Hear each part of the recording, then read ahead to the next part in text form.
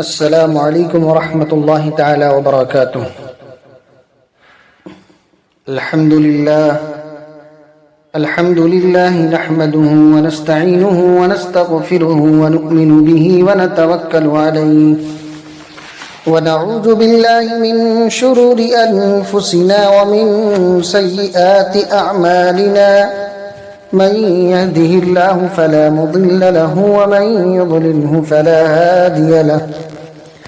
ونشهد أن لا إله إلا الله وحده لا شريك له ونشهد أن سيدنا ومولانا محمد بارك وسلم أما بعد أعوذ بالله من الشيطان الرجيم بسم الله الرحمن الرحيم ألف لام را كتاب أنزلناه إليك لتخرج الناس من الظلمات إلى النور بإذن ربهم صدق الله العظيم۔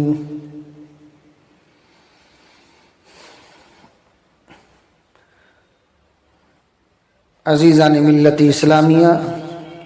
اور معزز حاضرین جمعہ، آج کے اس خطبہ جمعہ کے اندر آپ حضرات کے سامنے نبی کریم علیہ السلام کی آمد سے پہلے دنیا کی حالت، جسے دور جاہلیت کہا جاتا ہے، اور آج کا ہمارا معاشرہ، اس عنوان سے چند باتیں آپ حضرات تک رکھنے کی کوشش کر رہا ہوں۔ سیرت النبی صلی اللہ علیہ وسلم کے عنوان سے پہلے ان باتوں کا جاننا ضروری ہے۔ اس ناحیے سے آپ حضرات تک چند باتیں رکھنے کی کوشش کر رہا ہوں۔ دعا فرمائے کہ اللہ تبارک و تعالی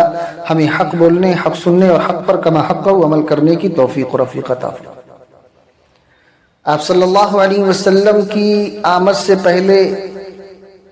دنیا اندھیریوں میں، تاریکیوں میں، جہالت میں ڈوبی ہوئی تھی۔ اب آپ کے اور ہمارے ذہن کے اندر یہ بات آئے کہ یہ کون سا اندھیرا ہے؟ کیا اس زمانے میں روشنی نہیں تھی، چراغ نہیں تھا؟ کیا اندھیرے سے مراد یہ ہے؟ تو ایسا نہیں ہے، بلکہ حقیقت یہ ہے کہ اس میں ہدایت کا نور نہیں تھا، ایمان کا چراغ نہیں تھا، جس میں کفر و شرک عام تھا، اخلاقی گندگی عام تھی، سماجی برائیاں عام تھی، عالم کا نظام بالکل برباد ہو چکا تھا، درہم برہم ہو چکا تھا۔ ایسے ماحول کے اندر اللہ کے نبی صلی اللہ علیہ وسلم کو بھیجنے کا فیصلہ، آپ کی بعثت کا، آپ کی ولادت کا، ایسے ماحول کے اندر اللہ تبارک و تعالی نے فیصلہ کیا کہ اگر اس تاریکی کو اور اس جہالت کو اور ان اندھیریوں کو اگر کوئی ذات ہے جو ختم کر سکتی ہے کوئی، تو صرف اور صرف جناب رسول اللہ صلی اللہ علیہ وسلم کی ذات گرامی ہے۔ اس زمانے میں اور اس وقت کی تاریکیوں اور اندھیریوں کو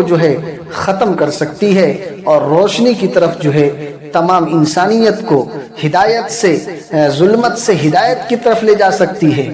تاریکی سے روشنی کی طرف لے جا سکتی ہے، تو وہ ذات رسول اللہ صلی اللہ علیہ وسلم کی ذات ہے۔ اللہ تبارک و تعالیٰ نے قرآن کریم کے اندر فرمایا، الف لام را کتاب انزلناہ الیک لتخرج الناس من الظلمات الی النور۔ اے لوگو، ہم نے اس کتاب کو نازل کیا ہے نبی پاک صلی اللہ علیہ وسلم کے اوپر، ہم نے قرآن کریم کو رسول اللہ صلی اللہ علیہ وسلم کی ذات پر نازل کیا ہے، تاکہ لِتُخْرِجَ النَّاسَ مِنَ الظُّلُمَاتِ إِلَى النُّورِ، تاکہ لوگوں کو تاریکیوں سے روشنی کی طرف لے جائے، ضلالت سے ہدایت کی طرف لے جائے، گمراہی سے صحیح راستے کی طرف لے جائیں، بربادی سے آبادی کی طرف لے جائے۔ اور وہ لے جانے کے لیے اگر کوئی ذات ہے جس کا انتخاب کیا گیا تو وہ رسول اللہ صلی اللہ علیہ وسلم کی ذات گرامی ہے۔ ذرا ہم جائزہ لیں کہ دینی حالت کی بربادی اس وقت کیسی ہو گئی تھی۔ ان کی شریعت، ان کا دین برباد ہو چکا تھا۔ اس کا جائزہ لے۔ تو جتنے بھی مذاہب تھے اس وقت تقریباً تمام مذاہب کے اندر کفر اور شرک جو ہے عام ہو چکا تھا۔ یہودیوں کو دیکھ لیں، عیسائیوں کو دیکھ لیں، مشرکین مکہ کو دیکھ لیں، اگر اس وقت کے جتنے بھی جو اپنے آپ کو یہ سمجھتے تھے کہ ہمارے پاس اللہ کی کتاب ہے، ہمارے پاس اللہ کا رسول ہے نہیں، ہم ملت ابراہیمی کے پیروکار ہیں، جتنے بھی اس وقت تھے تقریباً سبھیوں کے اندر کفر اور شرک جو ہے بالکل عام ہو چکا تھا۔ اللہ تبارک و تعالیٰ نے ان کی حالت بیان کی، یہودی اور عیسائیوں کی حالت دیکھنے پہلے اللہ تبارک و تعالیٰ قرآن کریم کے اندر فرماتا ہے وَقَالَتِ الْيَهُودُ عُزَيْرٌ ابْنُ اللَّهِ، یہودیوں کی حالت یہ تھی کہ وہ حضرت عزیر علیہ السلام کو اللہ کا بیٹا قرار دے رہے ہیں۔ وَقَالَتِ النَّصَارَى الْمَسِيحُ ابْنُ اللَّهِ، اور نصارہ کی حالت یہ ہے کہ وہ حضرت عیسیٰ علی نبینا علیہ السلام کو اللہ کا بیٹا قرار دے رہے ہیں۔ اور ظاہر سی بات ہے اللہ کا بیٹا قرار دینا، کسی کو اللہ کی اولاد مان لینا، یہ اللہ تبارک و تعالیٰ کی ذات کے ساتھ سراسر شرک ہے۔ اللہ تبارک و تعالیٰ نے سورۃ الاخلاص کے اندر صاف طور سے وضاحت کے ساتھ فرمایا کہ قل هو اللہ احد، اے نبی آپ اعلان فرما دیجئے کہ اللہ کی ذات اکیلی ہے، تنہا اللہ کی ذات ہے۔ اللہ الصمد، اللہ تبارک و تعالیٰ تمام تر سہاروں سے، تمام تر چیزوں سے اللہ تبارک و تعالیٰ بے نیاز ہے، اللہ کسی کا محتاج نہیں، سب اس کے محتاج ہیں، وہ کسی کا محتاج نہیں۔ لم یلد ولم یولد، نہ تو وہ خود کسی سے پیدا ہوا اور نہ اس سے کوئی پیدا ہوا ہے۔ وَلَمْ يَكُنْ لَهُ كُفُوًا أَحَدٌ، اور اس کے برابر کا بھی کوئی نہیں ہے۔ لیکن ان کی حالت کیا ہے؟ جو اپنے آپ کو کہتے ہیں کہ ہم اللہ کے نبی حضرت موسیٰ کو مانتے ہیں، ہم اللہ کے نبی حضرت عیسیٰ کو مانتے ہیں، ہمارے پاس تورات ہے، ہمارے پاس انجیل ہے، ہر ایک جو ہے اپنے آپ کو جو ہے صحیح راستے پر مان رہا ہے، ہدایت پر ماننے کے باوجود ان کی حالت یہ ہے کہ ان کے عقیدے کے اندر کفر بھرا ہوا ہے، ان کے عقیدے کے اندر شرک بھرا ہوا ہے، ان کے فکروں میں جو ہے کفر اور شرک بالکل عام ہو چکی ہے۔ اور یوں ہی نہیں، آپس میں اختلافات کی بھی حد یہ ہے کہ ایک دوسرے کو جو ہے باطل پر کہہ رہے ہیں، تکفیر کر رہے ہیں، ایک دوسرے کو گمراہ کہہ رہے ہیں۔ اللہ نے قرآن کریم کے اندر فرمایا وَقَالَتِ الْيَهُودُ لَيْسَتِ النَّصَارَى عَلَى شَيْءٍ، یہودی لوگ کہتے ہیں کہ نصارہ کا مذہب درست نہیں، نصارہ کسی چیز پر نہیں ہے۔ وَقَالَتِ النَّصَارَى لَيْسَتِ الْيَهُودُ عَلَى شَيْءٍ، تو پھر نصارہ بھی کہاں پیچھے رہنے والے، انہوں نے یہودیوں کے بارے میں کہہ دیا کہ یہودیوں کا مذہب غلط ہے۔ ایک دوسرے کو گمراہ کہہ رہے ہیں، ایک دوسرے کی تکفیر کر رہے ہیں، ایک دوسرے کو جو ہے ضلالت پر کر رہے ہیں، ایک دوسرے کو جو ہے جہنمی کہہ رہے ہیں۔ یہ اس وقت کے بھی اللہ کے نبی صلی اللہ علیہ وسلم کی آمد سے پہلے بھی جو ہے ان تمام تر چیزوں پر جو ہے مباحث ہوتے تھے، ان تمام تر چیزوں پر جو ہے گفتگو ہوتی تھی، اور آپس میں اس طریقے سے ایک دوسرے کو گمراہ کہنا، ایک دوسرے کی تکفیر کرنا، یہ بھی جو ہے ان کا مشغلہ تھا۔ اور افسوس ہے آج ہمارے معاشرے کے اندر بھی دیکھ لیا جائے، ہمارے مسلم سماج کے اندر دیکھ لیا جائے، آج ہر ایک فرقے والا ایک دوسرے کی تکفیر کر رہا ہے۔ تو یہاں پر ذرا ہم اپنے دل کو غور دیں، دل پر توجہ کریں، اپنے ذہن پر جو ہے زور دیں، اور زور دے کر کے یہ سوچیں کہ زمانہ جاہلیت میں جو چیزیں اللہ کے نبی صلی اللہ علیہ وسلم کی آمد سے پہلے جو چیزیں عام تھی، اور جن برائیوں کا تذکرہ قرآن کریم نے کیا اور ان کو برائی بتایا، ان برائیوں میں آج کا رسول اللہ، آج کا مسلمان رسول اللہ صلی اللہ علیہ وسلم کا ماننے والا، کلمہ پڑھنے والا، لا الہ الا اللہ محمد الرسول اللہ صلی اللہ علیہ وسلم کا اقرار کرنے والا بھی ان برائیوں کے اندر ملوث نظر آتا ہے۔ بلکہ بسا اوقات تو ایسا محسوس ہوتا ہے کہ آج ہمارا معاشرہ جو ہے اس وقت کے دور جاہلیت سے بھی آگے نکل چکا ہے، اور ان تمام تر بدماشیوں کے اندر، برائیوں کے اندر، زمانے جاہلیت کے جو قرآن و سنت کے اندر اور جو تواریخ کی کتابوں کے اندر جو باتیں آئی ہیں ان کو ہم دیکھتے ہیں، اور ایک طرف آج ہم اپنے معاشرے کو دیکھتے ہیں تو ایسا محسوس ہوتا ہے کہ ہمارا معاشرہ جو ہے ان جاہلیت کے دور سے بھی آگے بڑھتا ہوا نظر آ رہا ہے۔ اور دیکھیے ان کے علماء کی، ان کے پیروں کی حالت کیا تھی اس وقت، تو اللہ تبارک و تعالیٰ نے اس کا بھی تذکرہ قرآن کریم کے اندر کیا اور فرمایا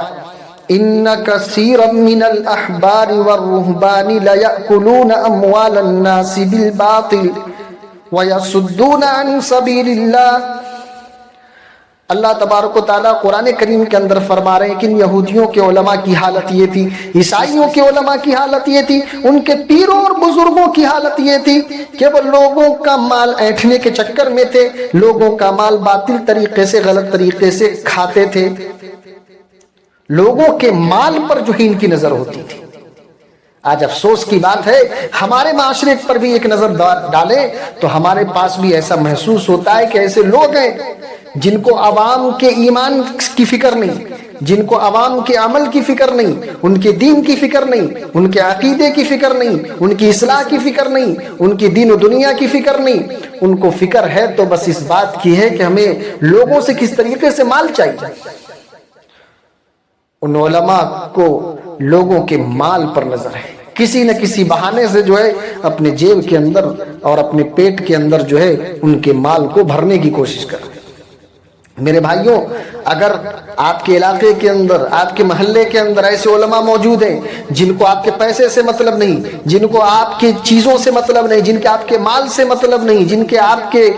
کھانے پینے کی چیزوں سے مطلب نہیں، بلکہ ان کو اگر فکر ہے تو آپ کی ایمان کی فکر ہے، ان کو اگر فکر ہے تو آپ کے اعمال کی فکر ہے، ان کو اگر فکر ہے تو آپ کی اولاد کی فکر ہے، ان کو اگر فکر ہے تو آپ کی آخرت کی فکر ہے، ان کو اگر فکر ہے تو آپ کی قبر کی فکر ہے، ان کو اگر فکر ہے تو آپ کے حشر کی فکر ہے، ان کو اگر فکر ہے تو آپ جنت میں جانے والے، جہنم سے بچنے والے کس طریقے سے بن جائے، ان چیزوں کی فکر ہے، تو آپ شکر منائیے، آپ اللہ کا لاکھ لاکھ شکر ادا کیجئے کہ اللہ تبارک و تعالیٰ نے آپ کے اندر ایسے علماء رکھے ہیں جن کو آپ کے مال سے مطلب نہیں، آپ کے اعمال سے مطلب ہے، آپ کے کردار سے مطلب ہے، وہ آپ کو اچھا دیکھنا چاہتے ہیں، وہ آپ کو سچا دیکھنا چاہتے ہیں، وہ آپ کو جنتی دیکھنا چاہتے ہیں، وہ آپ کو ہر معاملے میں آپ کی رہنمائی کرتے ہوئے نظر آتے ہیں۔ تو یہ اللہ کا شکر ادا کیجیے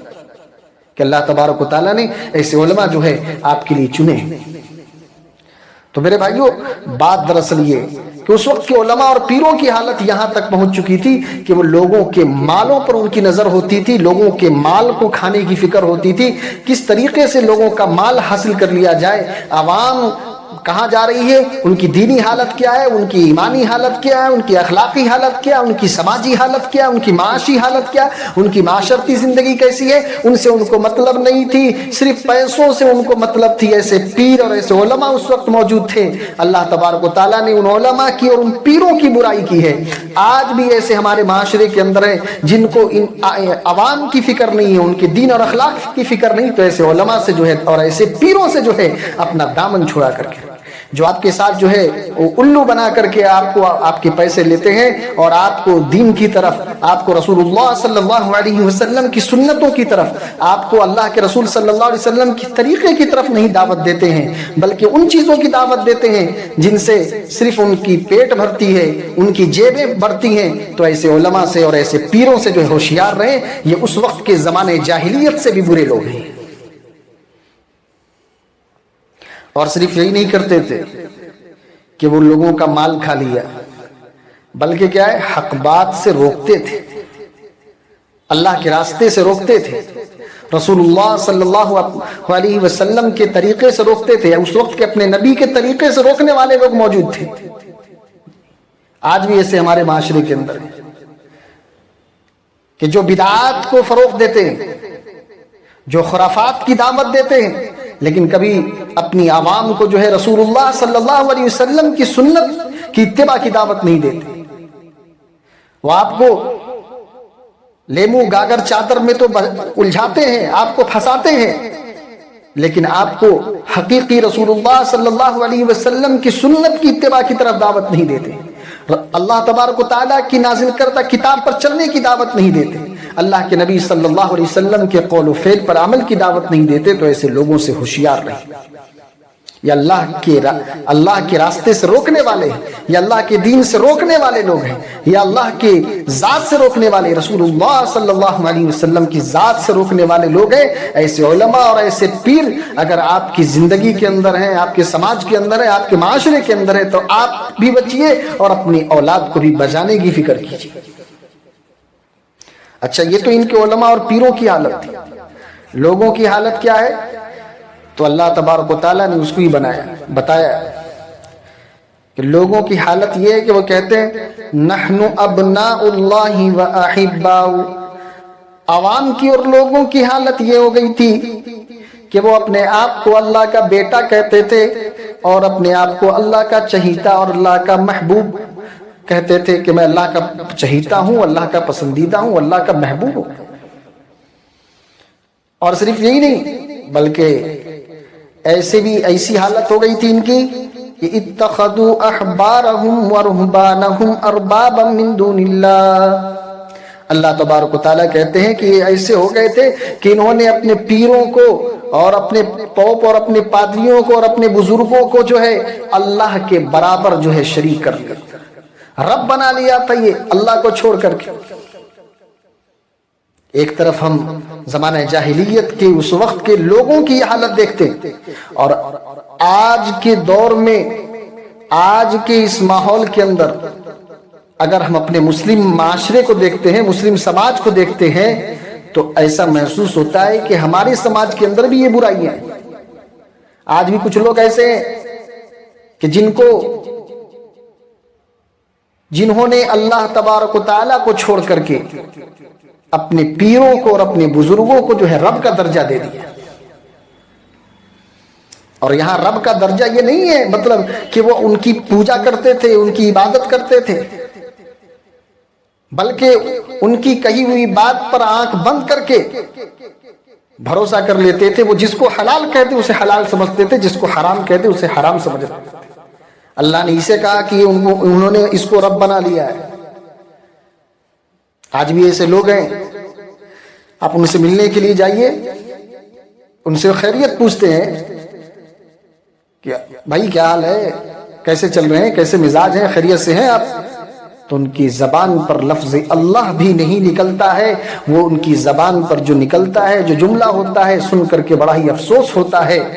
وہ یہ کہتے ہیں کہ سب پیر کا کرم. اللہ اکبر.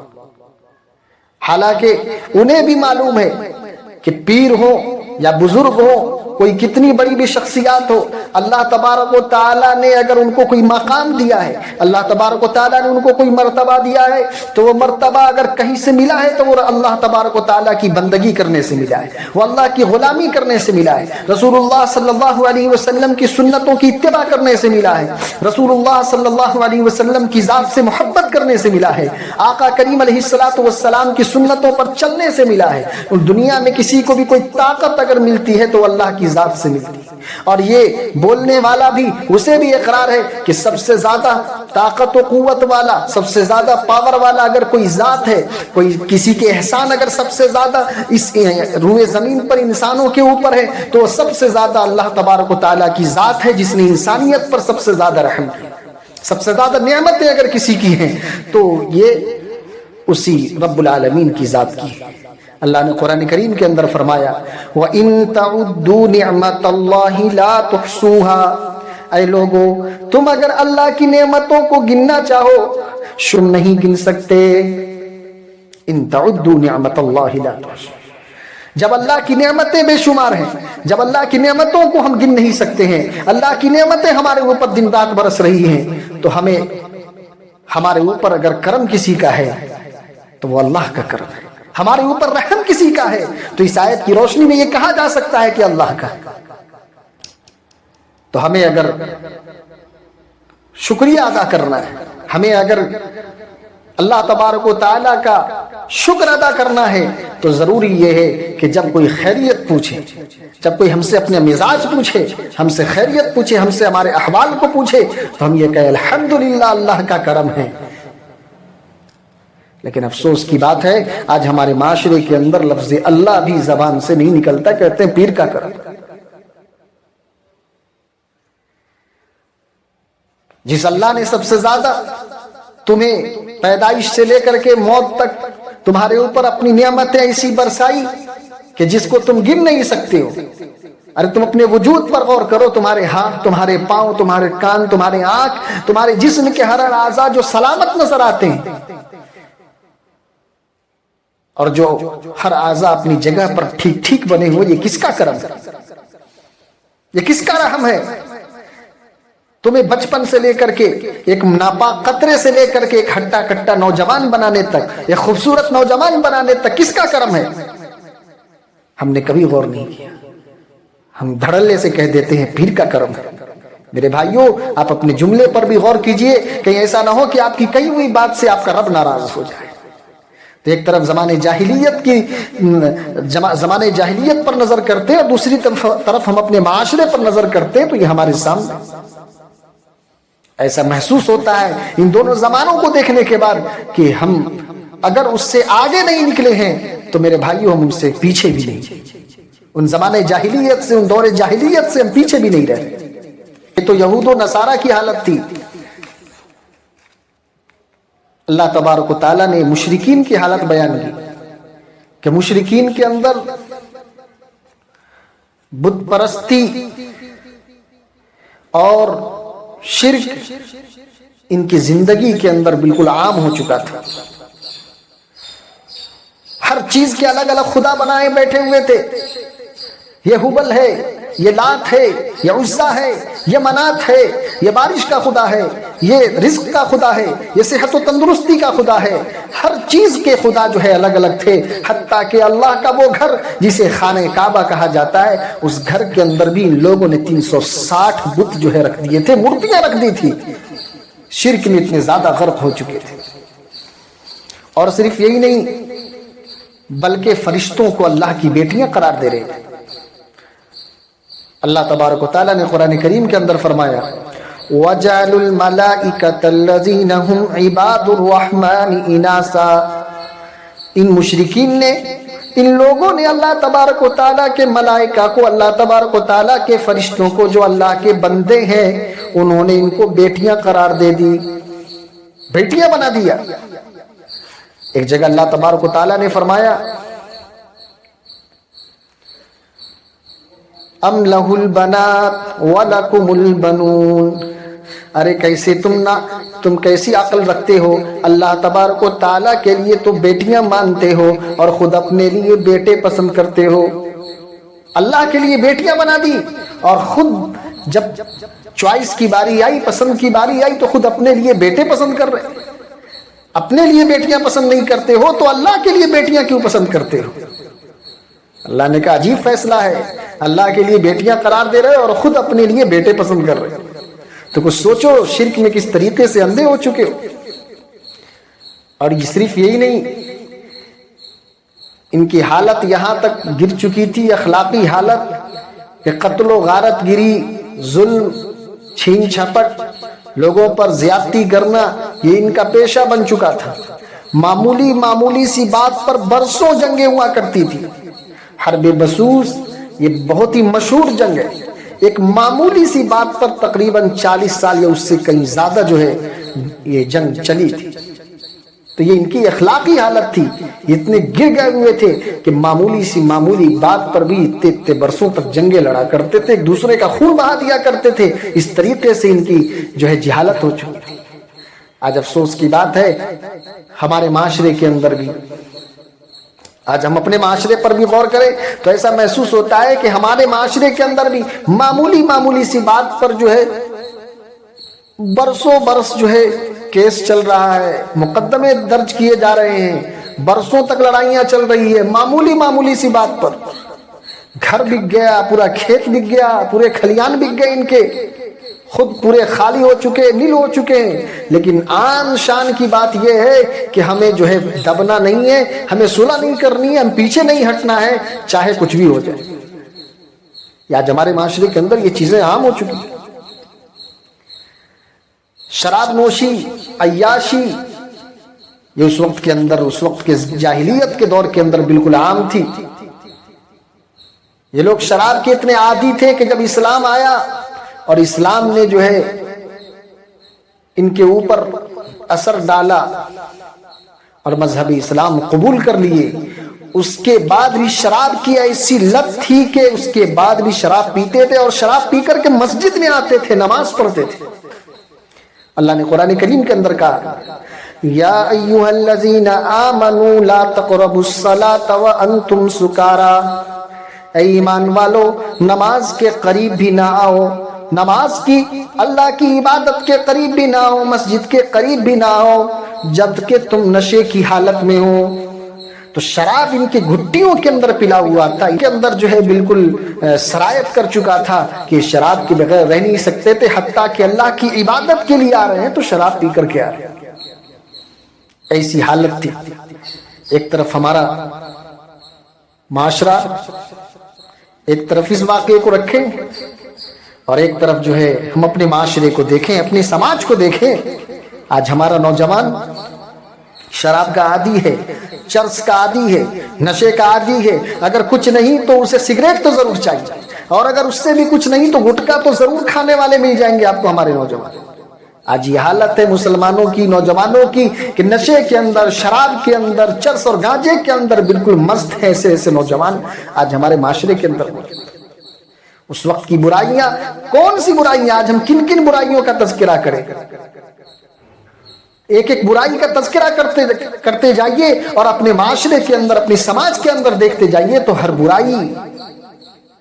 آپ کو ہمارے معاشرے کے اندر نظر آئے۔ کن کن چیزوں کی اصلاح کی جائے، اور ان چیزوں کو دیکھ کر کے ایسا محسوس ہوتا ہے کہ زمانے جاہلیت کے لوگ ان برائیوں میں ہم سے پیچھے رہ جاتے ہیں، اور ایسا محسوس ہوتا ہے کبھی کبھار کہ ہمارے سماج میں اور کلمہ طیبہ لا الہ الا اللہ محمد رسول اللہ کا اقرار کرنے والا ان برائیوں میں آگے نظر آ رہا ہے۔ اور یہی نہیں، اس وقت کے زمانے میں دور جاہلیت کے اندر نبی کی آمد سے پہلے بھی بے پردگی، بے حیائی عام تھی۔ اللہ نے قرآن کریم کے اندر فرمایا وَلَا تَبَرَّجْنَ تَبَرُّجَ الْجَاهِلِيَّةِ الْأُولَىٰ، اے لوگوں جس طریقے سے جاہلیت کے پہلی زمانے کی جاہلیت میں جس طریقے سے بے حیائی تھی، بے پردگی تھی، اس طریقے سے عورتوں جو ہے بے پردگی کے ساتھ نہ پھرو۔ تو بے پردگی، بے حیائی جو ہے اس زمانے کے اندر بھی عورتوں کے اندر عام تھی، اور آج کے ہم اپنے معاشرے کے اندر ایک طرف یہ معاشرہ زمانے جاہلیت کا، اور ایک طرف ہم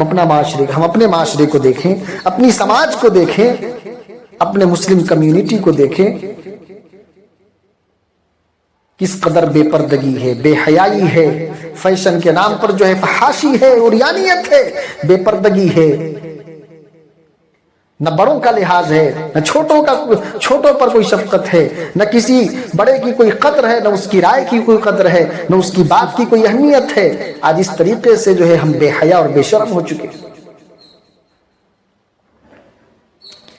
اور اس زمانے میں تو صرف بے پردگی تھی، آج کے دور میں اگر دیکھا جائے تو بالکل ننگا پن ہے۔ زنا کے اڈے ہر جگہ موجود ہے، بے حیائی، بدکاری، زناکاری کی طرف دعوت دینے والا یہ پورا کا پورا ماحول اور پورا کا پورا معاشرہ بن چکا ہے۔ وہ مسلم عورتیں جنہیں کل تک پردے کے ساتھ، کل تک حیا کے ساتھ پہچانا جاتا تھا، آج ہماری مسلم عورتیں، ہماری بچیاں آج بے حیائی اور بے پردگی، زناکاری اور بدکاری کے ساتھ جو ہے ان کو پہچانا جاتا ہے۔ آج ہم اپنے معاشرے کے اندر ڈھونڈنے سے چراغ لے کر کے ڈھونڈے تو کوئی فاطمہ اور کوئی عائشہ جیسی بچی ملنا بہت مشکل نظر آتا ہے۔ یہ حالت ہو چکی ہے آج ہمارے مسلم معاشرے کی۔ ہر گھر سے کوئی نہ کوئی جو ہے فیس بک پر، ٹک ٹاک پر اور جو ہے یوٹیوب کے اوپر ناچنے والی اور انسٹاگرام پر ناچنے والی عورتیں ہمارے گھر سے مل رہی ہیں، اور اگر کسی کے گھر سے نہیں ہے تو خاندان میں تو ضرور ہے۔ یہ حالت ہو چکی ہے ہماری، بے حیائی کی، بے شرمی کی انتہا کر چکے ہیں۔ بلکہ جتنے طریقے سے آج ہمارے دور میں بے حیائی اور بے پردگی کی جا رہی ہے، شاید اس زمانے میں بھی اتنی زیادہ بے حیائی اور بے پردگی نہیں تھی جو آج کے دور میں فیشن کے نام پر کی جا رہی ہے۔ میرے بھائیوں، یہ اصلاح کا پہلو ہے۔ ایک طرف ہم زمانے جاہلیت کو پڑھیں، اللہ کے نبی کے آنے سے پہلے کے حالات پڑھیں، جن کو اللہ تبارک و تعالیٰ نے جن کی اصلاح کے لیے آقا کو بھیجا، جن کی اصلاح کے لیے اس قرآن کریم کو نازل کیا گیا۔ آج اسی آقا کے ماننے والے، آج اسی قرآن کو پڑھنے والے اس زمانے جاہلیت سے بھی بدتر ہیں۔ قرآن نے تو آ کر کے ان کی رہنمائی کی، ان کو صحیح راستے پر لایا۔ رسول اللہ صلی اللہ علیہ وسلم آئے اور جب ان کی غلامی کا پٹہ اپنے گردن میں ڈالی تو تمام کی تمام برائیاں چھوڑ دی۔ شراب کے عادی تھے صحابہ کرام رضی اللہ تبارک و تعالیٰ عنہم اجمعین، اس طریقے سے صحابہ کے دلوں پر اللہ تبارک و تعالیٰ کے احکام اثر کیے، رسول اللہ کی باتیں اثر کی کہ جن برتنوں میں شراب بنایا جاتا تھا ان برتنوں کو بھی توڑ دیا، ان برتنوں کو بھی پھینک دیا کہ جو برتن میں گناہوں کے لیے استعمال کرتا تھا وہ گھر کے اندر استعمال نہیں کی جائے۔ لیکن آج افسوس کی بات ہے، وہی قرآن نے، وہی رسول اللہ صلی اللہ علیہ وسلم کا قول ہے اور آپ کا فعل ہے، آپ کا طریقہ ہے، آپ کی سنتیں ہیں، لیکن آج ہمارا معاشرہ زمانے جاہلیت سے بھی جاہل بن چکا، اس سے بھی بے حیا بن چکا ہے، بے شرم بن چکا ہے۔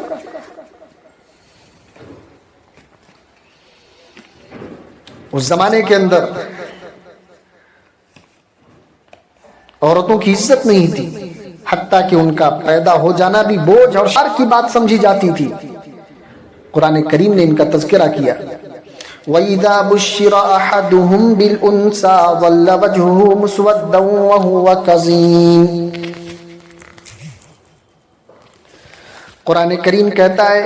کہ جب ان کے اوپر، جب ان کو لڑکی پیدا ہونے کی خوشخبری دی جاتی، جب ان کو بچی پیدا ہونے کی بشارت دی جاتی تو یہ چہرہ ان کا کالا پڑ جاتا۔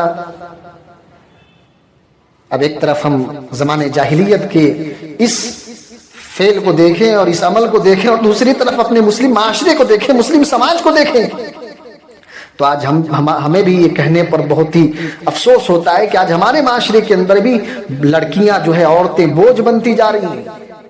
لڑکیوں کے پیدا ہونے پر جو خوشی ہونی چاہیے، جو مسرت ہونی چاہیے بیٹے کے پیدائش کے وقت میں جیسی ہوتی ہے ویسی نہیں ہے آج ہمارے دنوں کے اندر۔ آج شادی بیاہ کو رسم و رواج کے طور طریقوں میں اس قدر جکڑ دیا گیا ہے کہ بچیوں کی پیدائش ہوتے ہی جو ہے ماں باپ کا چہرہ فکروں سے جو ہے بھر جاتا ہے، ماں باپ جو ہے نڈھال ہو جاتے ہیں کہ اب ان کی شادی کا جو ہے خرچ ہمارے ذمہ ہے۔ اور یہی نہیں، زمانہ جاہلیت کے اندر تو بچے کی پیدا ہونے کے بعد جو انہیں زندہ دفن کر دیا جاتا تھا، اور آج کا ہمارا سماج اس طریقے سے جو ہے بے رحم سماج ہو چکا ہے کہ اسے پیدا ہی نہیں ہونے دیا جاتا ہے، ماں کے پیٹ کے اندر ہی ابورشن کے ذریعے سے، ڈی این سی کے ذریعے سے اسے کاٹ کاٹ کر کے جو ہے نکال دیا جاتا ہے۔ اللہ نے قرآن کریم کے اندر فرمایا کہ کل قیامت کے دن ایسے ماں باپ سے پوچھا جائے گا، وَإِذَا الْمَوْءُودَةُ سُئِلَتْ، کل قیامت کے دن ایسے والدین کو حاضر کیا جائے گا، ایسے ماں باپ کو لایا جائے گا اور ان سے پوچھا جائے گا کہ تم نے کس جرم کے اندر ان بچیوں کو قتل کیا، اپنی بیٹیوں کو زندہ دفن کر دیا، اپنی بیٹیوں کو مار دیا، ماں کے رحم کے اندر کاٹ دیا، بیٹی سمجھ کر کے اسے ابورشن کرا دیا، اسے ڈی این سی کروا دی۔ کل قیامت کے دن ایسے والدین جو ہے اللہ کے سوالوں سے اور اللہ کے عذاب کی جو ہے پکڑ میں ہوں گے۔ میرے بھائیوں، ایک طرف وہ سماج دیکھتے ہیں زمانے جاہلیت کا، ایک طرف اپنے سماج کو دیکھتے ہیں، اپنے مسلم کمیونٹی کو دیکھتے ہیں، اپنے معاشرے کو دیکھتے ہیں۔ میرے بھائیوں، ایسا محسوس ہوتا ہے کہ ہمارا معاشرہ جو ہے اس زمانے جاہلیت کے زمانے سے ہم آگے نکلتے جا رہے ہیں، اور اگر آگے نہیں ہے تو میرے بھائیوں ہم ان سے کم بھی نہیں۔ اللہ تبارک و تعالیٰ نے ان برائیوں کا نقصان بتایا۔ ان برائیوں کا نقصان کیا ہے؟ کہ اذ کنتم اعداء، تم سب کے سب جو ہے آپس میں دشمن ہو گئے تھے۔ آج ہمارے معاشرے کے اندر، مسلم معاشرے کے اندر، مسلم سماج کے اندر ایک دوسرے کے ساتھ حسد، جلن، کینہ، عداوتیں، بغض، لڑائی، جھگڑے، یہ ساری کیوں ہے؟ کیونکہ ہم جو ہے ان تمام تر برائیوں میں ملوث ہیں جو زمانے جاہلیت کی برائیاں تھیں، جو اس زمانے کی برائیاں تھیں جب رسول اللہ صلی اللہ علیہ وسلم آئے نہیں تھے، کہ اس وقت کے جو حالات تھے آقا کریم کے آنے سے پہلے، وہ حالات جو ہیں آج ہمارے معاشرے کے اندر ہیں، اور اللہ نے ان حالات کی بربادی یہ بتائی کہ اس کا ایک سب سے بڑا نقصان یہ تھا کہ تم سب آپس میں دشمن تھے۔ اور آج ہم بھی جو ہے ان تمام ہمارا معاشرہ اور ہمارا سماج، ہمارا گھرانہ، ہمارا خاندان ان برائیوں میں ملوث ہے، اور نتیجہ یہ ہے کہ ہم سب بھی ایک دوسرے کے دشمن نظر آتے ہیں۔ اگر آج ہمارا کاروبار ختم ہوتا ہے تو سب سے زیادہ خوشی جو ہے آج ہمارے پڑوسی کو ہوتی ہے، ہمارے قریبی رشتہ دار کو ہوتی ہے۔ حالانکہ مسلمان اگر پریشان ہو جائے تو ایک مسلمان جو ہے پریشان ہو جاتا ہے، اس کی پریشانی اپنی پریشانی سمجھتا ہے۔ یہ مسلمانوں کی فطرت تھی، یہ مسلمانوں کا طرز عمل تھا، لیکن آج یہ جو ہر طرف سے آج ہماری دشمنی نظر آتی ہے، ہمارے اپنے رشتہ داروں کے اندر، ہمارے پڑوسیوں کے اندر، ہمارے خاندان والوں کے اندر، ہمارے رشتہ داروں کے اندر، اس کی وجہ یہ ہے کہ ہم سب کے سب ان برائیوں میں ملوث ہیں جو برائی آقا کے آنے سے پہلے کے دور میں تھی اور زمانے جاہلیت میں تھی۔ اور اللہ نے بتایا کہ اس زمانے جاہلیت کی برائیاں جس آج زبانوں کی جنگیں چل رہی ہیں، جی انہیں کرناٹک کا ہے، وہ بنگال کا ہے، وہ بہار کا ہے، وہ فلاں جگہ کا، وہ یو پی کا ہے، اس لیے ہم اس کی بات نہیں مانیں گے، اس لیے ہم اس کو نہیں لائیں گے، اس لیے وہ ہمارا بڑا نہیں ہے، یہ فلاں خاندان کا ہے، یہ فلاں علاقے کا ہے۔ یہ اس وقت بھی زمانے جاہلیت کے دور میں بھی تھا، اور ایسا تھا کہ وہ اس قدر جو ہے اپنی زبان پر، اپنی رنگ پر، اپنی نسل پر جو ہے گھمنڈ تھی ان کو، کہ وہ کہتے تھے کہ ہم ہی صرف جو ہے بولنے والے ہیں، ہم عربی ہیں، ہمارے اندر فصاحت ہے، بلاغت ہے، اور بقیہ پوری دنیا کو جو ہے گونگی کہتے ہیں کہ یہ عجمی لوگ ہیں۔ اللہ کے نبی صلی اللہ علیہ وسلم نے حجۃ الوداع کے موقع پر فرمایا، لا فضل لعربی ولا لعجمی، نہ تو کسی عربی کو کسی عجمی پر کوئی فضیلت ہے، اور نہ کسی کالے کو کسی گورے پر، اور نہ کسی گورے کو کسی کالے پر فضیلت ہے۔ فضیلت کا معیار نہ زبان کا ہے، نہ رنگ کا ہے، نہ نسل کا ہے، نہ علاقے کا ہے۔ آج افسوس کی بات ہے ہمارے اندر علاقائی تعصب ہے، خاندانی تعصب ہے، نسلی تعصب ہے۔ آج یہ سب ہمارے معاشرے کے اندر آ چکے ہیں، ہم کس قدر گر چکے ہیں۔ زمانہ جاہلیت کو پڑھنے کے بعد معلوم ہوتا ہے کہ وہ ساری کی ساری برائیاں جو آقا کریم ختم کرنے کے لیے آئے تھے، جو آقا مٹانے کے لیے آئے تھے، آج وہی آقا کے ماننے والی امت جو ہے اس میں آگے آگے نظر آ رہی ہے۔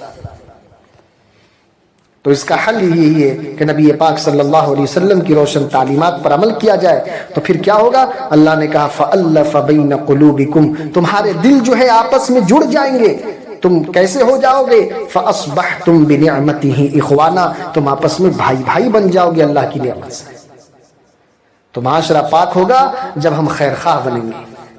کردہ قرآن میں اللہ نے فرمایا من امر بصدقۃ او معروف او اصلاح بین الناس ومن يفعل ذلك ابتغاء مرضات اللہ فسوف نؤتیہ اجرا عظیما، جو اللہ تبارک و تعالی کے لیے بھلائی کرے گا، صدقہ اور خیرات کرے گا، لوگوں کی اصلاح کرے گا اللہ کو راضی کرنے کے لیے، تو اللہ تبارک و تعالیٰ فرماتے ہیں کہ ہم جو اس کے لیے بہت بڑا اجر رکھیں۔ تو میرے بھائیوں، یہ چند باتیں تھیں جو آپ حضرات کے سامنے زمانے جاہلیت کی اور آج کے ہمارے معاشرے کی حالت کے اعتبار سے یہ باتیں ہمارے سامنے آنی چاہیے کہ ہمیں اپنی اصلاح کی کتنی ضرورت ہے۔ جو آقا پر قرآن کریم نازل ہوا جن کے لوگ ہدایت کی طرف آئیں، جو آقا لوگوں کو ہدایت کے لیے آئے تھے، آج اسی کے ماننے والے زمانے جاہلیت سے بھی زیادہ گزرے ہوتے جا رہے ہیں۔ تو آج ہمیں اپنی اصلاح کی ضرورت ہے۔ اللہ رب العزت سے دعا فرمائے کہ اللہ تبارک و تعالی ہم سب کو اپنی اصلاح کی توفیق عطا فرمائے، ہمارے معاشرے کو پاک و صاف بنائے، اللہ کہنے سننے سے زیادہ عمل کی توفیق عطا فرمائے۔ جو حضرات سنتیں نہیں پڑھیں سنتیں پڑھیں۔